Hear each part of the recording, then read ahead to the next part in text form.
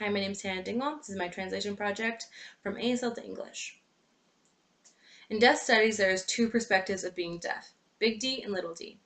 Big D means a deaf person identifies with deaf culture, deaf pride, and usually grew up attending a deaf institute.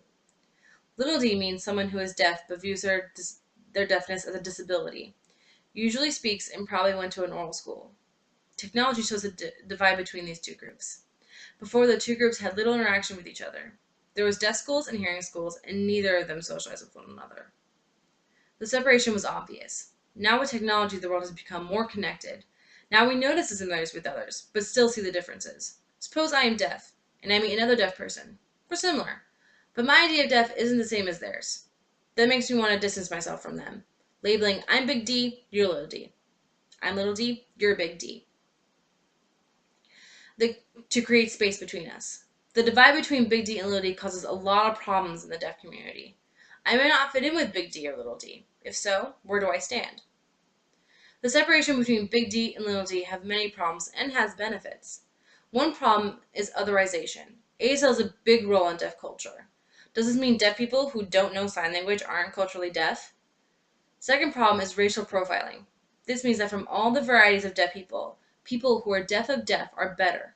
They are automatically given other opportunities, schools, jobs, and social opportunities, while the other deaf people are ignored because their parents chose their identity for them. They do not know the opportunities other than signing deaf and not signing deaf. The third problem is binary poles. Human nature love to make opposites, such as deaf versus not deaf, sign versus not sign, big D versus little d, big versus small. These opposites label the deaf community in a negative way. Big D versus little d has so many problems, but has one benefit. If there was no divide, people would still perceive deaf people as disabled. Then they don't have culture. The separation shows big D has culture, which shows deafness is a cultural minority. This shows that deaf people can be successful without an implant or speech. Today, we need to change our perspective of diversity in the deaf world. We do this by seeing similarities in the deaf world and other minority groups. For example, in Black culture, there's a phrase called Oreo, which means a Black person acts like a white person. There is no inner shift to AAVE when socializing with others. They use standard English and are judged for being not Black enough. This is similar to Jane K. Fernandez, who ran for president at Gallaudet. She was judged for not being deaf enough because she grew up oral and learned sign later. She learned sign, prefer to speak.